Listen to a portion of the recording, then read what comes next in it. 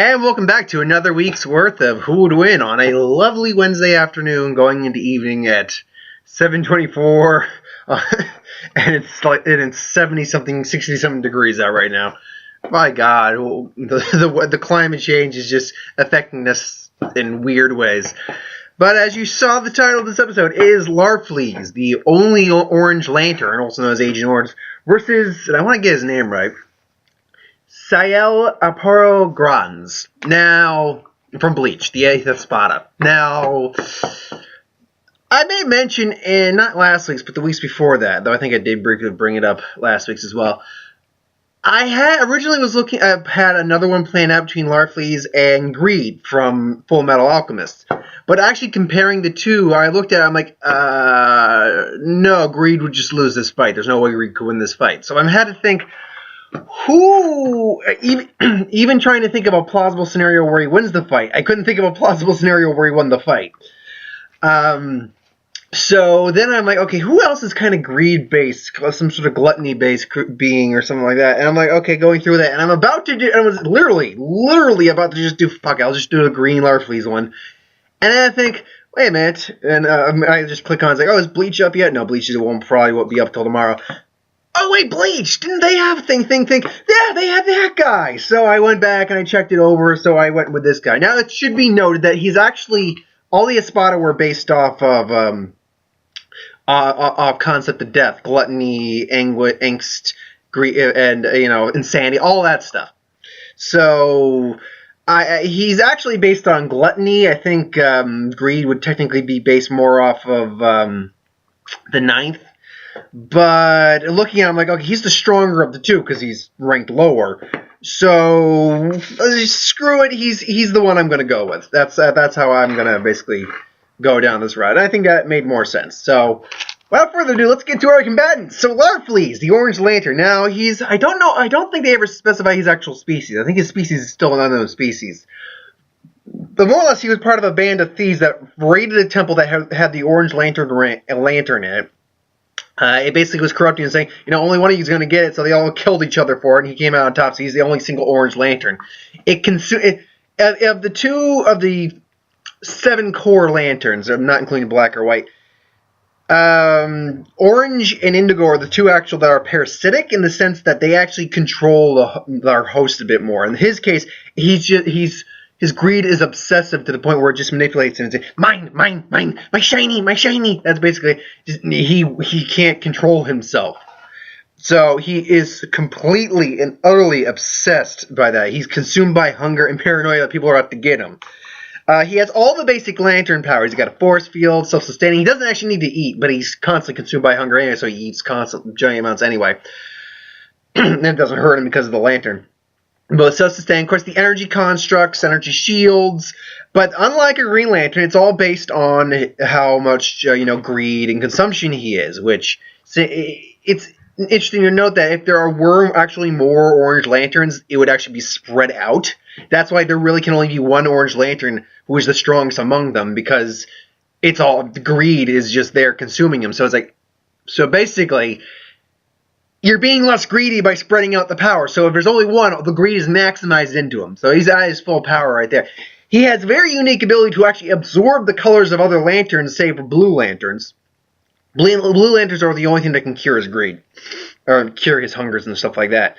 But he's the only one in existence. Sorry, he can actually absorb. Yeah, he can actually absorb the light spectrum of the other lanterns. So, things like I'm certain some if you are maximizing whatever emotional basis your spectrum you're using, you could overcome the absorption. But yeah, he can generally absorb the colors of the orange lanterns or the other lantern colors. And he technically has his own lantern corp because he can literally create constructs that are the image embodiment of anyone he has defeated, including green lanterns, orange, red lanterns, white lantern, any of the lanterns pretty much, and anyone else he's killed over the past. So he's got immense capabilities in that they can fight at their own volition, but they're more or less just mindless drones fighting him. Now unlike other lanterns, he is a master of the Orange Lantern, being the only user of the Orange Lantern. So he always has the lantern on him too, so he never really has to worry about running out of energy. Now it should also be noted that as himself, he's honestly not physically that strong. He's very lean, thin, almost thin, liftly built, but he's not physically strong. He's compensates by the constructs and all that. So Larfleez, he can be defeated. He's been defeated. That's not in question. But the Orange Lanterns are among the stronger of the Lantern Corps simply because of their abilities. Now, moving on to Szayel. Now, this is going to be a much longer description. He is the 8th Espada, meaning of 1 to 10, he ranks the 8th strongest of the group. And that's 1 being the strongest and 10 being the weakest, actually. So he's actually in the weaker tier, but that doesn't mean he's weak. He's got high spiritual energy, lots of energy. Now, in terms of his personality, he also stands at 6'1" at 147 in terms of weight. Now, in terms of his personality, he's extremely narcissistic. Likes to toy with his opponent, thinking he has the edge. He treats a battle like a theater play. He's cocky, he's brash, and he'll usually fuck up because of that. Now, in terms of his abilities, he's even said that he's not really a melee fighter per se, as the rest of the Espada are. But he's a scientist. He's a genius. He has his fraction. He's self-made fraction, which is self-made subordinates. They don't have resurrections themselves. Their transformation to true forms. They're self-made, and they're used basically as healing ointments or something.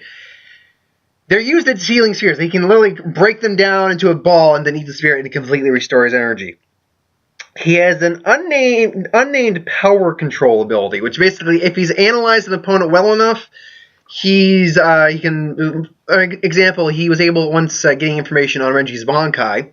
He created a room basically where the Bankai couldn't work, so forth and so on. He did it with Uryu, so on. So if he's given time to prepare, he's very hard to beat. He's an okay swordsman, but he's not nothing. Again, he's even said he's not a combatant per se. He's decent at Sonido, which is basically a super speed more or less. He can bypass other speed enhanced individuals. Hand strength, he can block a heavy blow with his wrist. His Haru can block a point blank explosion with only minor damage. And a few other tidbits. He has an illusion creating device, but honestly, I don't think that would really play into factor. Then his Resurrection, which, okay. Fornicaris, I think is the name of it. Which I believe is something fornicating. It's something like free will fornication or something like that. Because he's a very lewd individual. Now he takes the I'm sure you've all seen it too. For anyone who's actually clicking on this video, is like, who is? I'm sure there might be someone who clicks on this video is like, who is this guy he's fighting? Well, go read or watch Bleach, and then you'll actually know who I'm talking to. Look for the Espada arc, the Hueco Mundo arc to be specific. Now that being said, you can easily just go on Bleach Wiki and you'll find out who he is. Look under Arankar and you'll find his picture and all that stuff. But for brief description, when he transforms into his true form to reveal his true abilities, he takes on this weird, almost morbid angel look. He can't fly, but he's covered in like what almost looks like fleshy vines. His fingernails have like these purple liquid drops, almost looking like blood. His wings look the same. They don't have feathers. They have these purplish drops to them. So he looks like a very morbid, lewd angel. And among his ability, one, he has a protective ability which can wrap itself in his wings, and basically into a ball shape, and is strong enough to withstand a building falling on him. So that's pretty durable. But then we get to his actual abilities. Now, first thing he does is one of his main abilities is he has what I would call a clone spray ability. He sprays a black liquid from his back. If the liquid touches any opponent, it creates a duplicate of that opponent. So he can change the aesthetics, but generally he can create a duplicate of that opponent. And they'll fight and things along those lines. Now, he can dismiss it anytime he wants, but if the clone is defeated, it can just replicate into more clones. So it's quite a but quite a dirty little ability he's got there. Then he has the pronunciations, man. Terre de Terre. I could have looked up the translation. I should have looked up the translation. Oh well. I generally know what the ability does though. So basically, he captures an opponent in his wings, more or less kind of swallows them in his wings, spits them out. Then he produces a doll. Now think of it like a little Russian doll. It unscrews to reveal these little beads that are little collapsible pellets, little dirt pellets that are colored with the name of the organs of that individual. And it's like a voodoo doll. He can literally break, say he gets esophagus. He can, which he did with Oreo. He can crush esophagus and damage the esophagus. And Oreo ends up like coughing up saliva and stuff. Gets your Achilles tendon. He can tear off your Achilles tendon. Spleen, wreck your spleen. He can do all of this stuff. He can even just scratch the doll and you get a scratch in your face. If he catches you in that, it's a very risky scenario. The only one who beat him was Kurasuchi, Squad 12 captain, and that's because he's a scientist who's even more prepared than this scientist. So he's got that ability. He has a possession ability where if he gets eaten, I highly doubt it's helping in this fight, but might as well mention it. If he gets eaten, he can turn into a liquid, possess the nervous system of the thing that ate him, and control that thing. And if he makes contact with an individual, like touches an individual, he can impregnate them basically with his essence and rebirth himself through them by absorbing their nutrients and chemicals. And he claims that this ability is lethal. It did not kill Nemu, but after what we learn about Nemu later on in the series, it makes sense why he didn't kill her. So he says he compares it to like being a phoenix and rebirthing himself. And to an extent, he's not wrong, but his ego gets the better of him in many ways. So now that being said, he is not invincible by any stretch. Any one of the other 7 could probably beat him in terms of the Espada, because he is only ranked 8. He was beaten by Kurasuchi just because he was the better planner. Anyone who has just far more power and abilities could easily defeat him. So, just far more, I mean, like, legitimate strength and energy compared to him. Could literally, like, just super blast, Kamehameha, he's dead. That kind of stuff. So, without further ado, what is the most realistic scenario where this happens? Well, the most realistic scenario is, surprisingly, as similar to the Hegemono arc, where they were infiltrating Aizen to rescue Orihime. So, he's, like, maybe coming in. Now, I will paint 2 scenarios. One where he's prepared for Larfleez, one where he's not prepared for Larfleez. But let's go with the one where he's not prepared for Larfleez right now. So, and let's say it's like this. Like the 7 core lantern guys, the ones that are in charge, the red, blue, yellow, green, indigo, sapphire, orange. I'm missing one. Who am I missing? So, I'm sorry, now I gotta think of that. Hold on. Green, yellow, blue, red, indigo, sapphire, orange. Okay, so there you go. So all 7 of them are, going in. They're gonna, and they're each. It's kind of gonna be like they're all gonna square off on Espada. Mental note: have who wins in the future where Green Lanterns spar off against the Espada. So yeah, and he ends up going up against Szayel. So let's paint the scenario where he's not prepared for Larfleez. Maybe he was prepared for one of the lanterns. That's actually a better scenario where maybe he's prepared for Hal Jordan or maybe even like Sinestro. But instead Larfleez is the one that shows. It's like, well, I wasn't expecting you. It's like, give it, fine. You know what, let's even paint a romantic picture. Maybe he's in love with Orihime. He's like, mine, give me back my precious, my shiny. He's like Gollum, but with superpowers. So Precious is like, oh, aren't you just annoying? So then and Sero, I forgot to mention Sero. He can do a Sero blast. So he at least knows of Larfleez. So the fight's gonna break down, and immediately I'm gonna say, Szayel can't stand up to him without his resurrection. He's not a combat specialist, and so Larfleez is just gonna start blasting at him. Now his Sonito, I think, is fast enough to avoid the blast. And maybe he'll try to, catch him with a sword. It's like, but his force field is just like, shiny. It's like, I'm gonna give back what's ours. Mine is mine. And you think I'm joking on that dialogue? I'm not joking on that dialogue extremely well, or that much. I might be paraphrasing a little bit, but I'm not really kidding on that dialogue. He really is kind of far gone a little bit. No, great, he can't talk coherently, but still. So then at that point, he says, whoop. So I think he can basically keep out of his reach for a while, but he can't really do much in way of, beating Larfleez in his non-resurrection unless he gets by and is like, boom. He's going to try to grab him with constructs. Like, man, get us back. Get back ours. Just crush them. Then he appears and say, "Ooh, you're he's probably going to say, you're sloppy," and then fires a Sarah right point blank at his head, which I don't think is going to really do that much. Now, don't get me wrong. I think that would actually catch him off guard and hurt him, but he's going, and his head's going to be smoking, and it's boom, blasts him back with an energy. He's like, "Oh, boom, ah!" Then he just blasts him with an energy blast. Like, ah!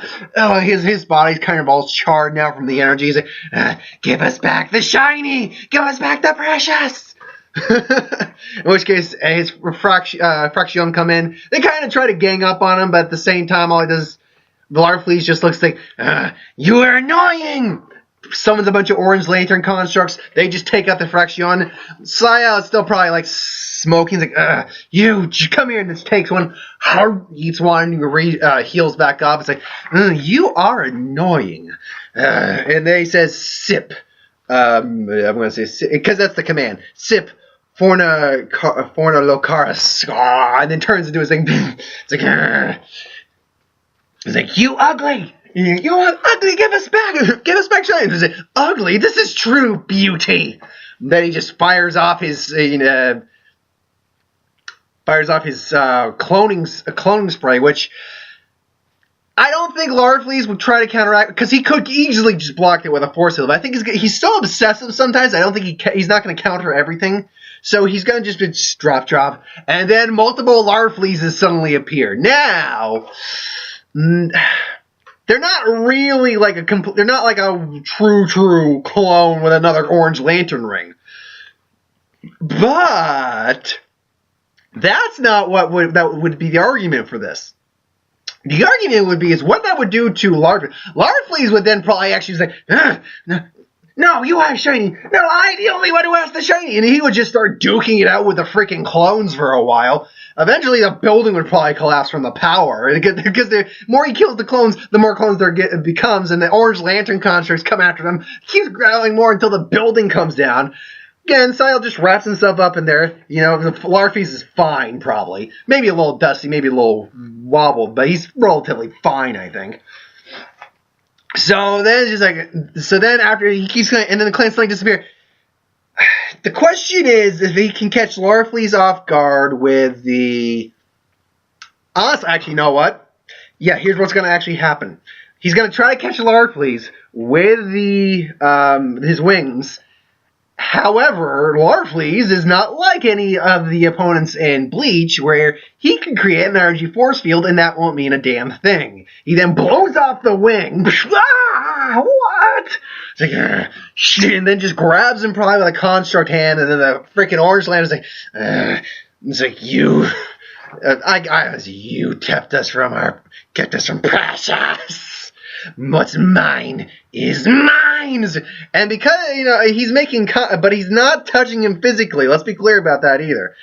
Because of the lantern energy construct, shield and what he's probably grabbing him with, he can't touch him physically, so he can't impregnate him. So he can try a grand race field, which is even stronger. So he's like, and then just try to blast him, which that would probably hurt a bit. And then the construct would just come in and start dogpiling and just start ripping him apart. It's like, can't impregnate a construct. So Larfleez just gets back up and then just blasts his head off at that point. So in a non-prepared match, Larfleez takes it pretty easily, but definitely would have some minor issue. It would definitely have some issues with Szayel. I'd say that.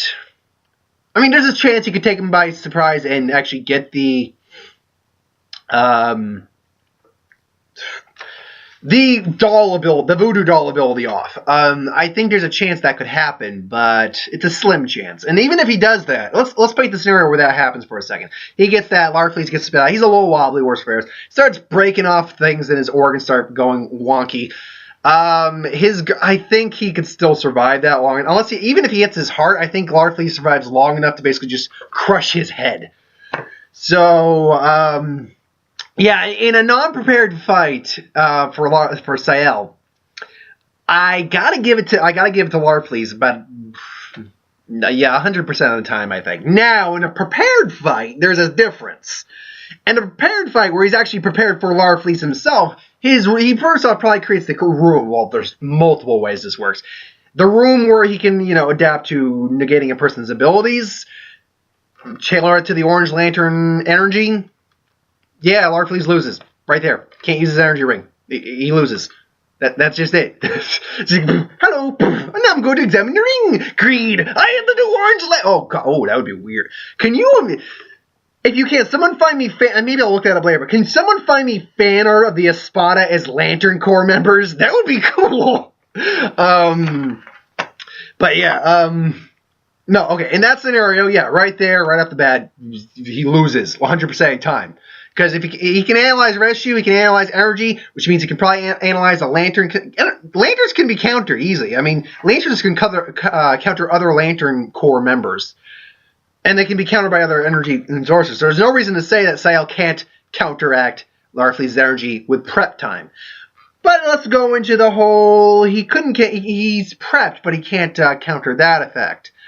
He uses his illusions to get around him. Again, in non-resurrection form, he can't beat him. He just can't beat him in non-resurrection form. If the energy's not negated, he can't beat him in non-resurrection form. If he gets in resurrection form and he's using a combination of some sort of power negation device and in the hologram machine, then yeah, generally speaking, he's gonna win, but it's gonna be a tougher fight. And particularly if energy negation is only temporary or for only like a certain distance. All Larfleez has to do is keep a distance, so you should be fine. But the illusion device would still be a problem.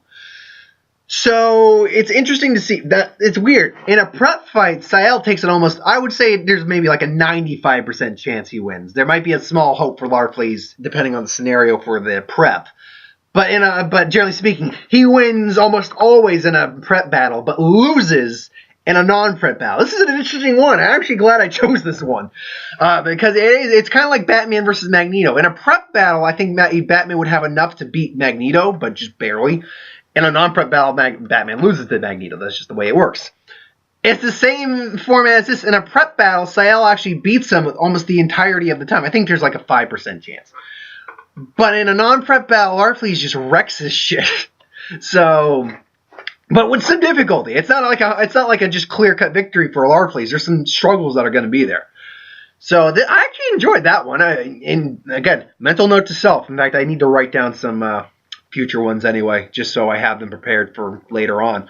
Yeah, mental note. Green Lantern Corps members from each group, like the main head ones, versus Espada, the correlate.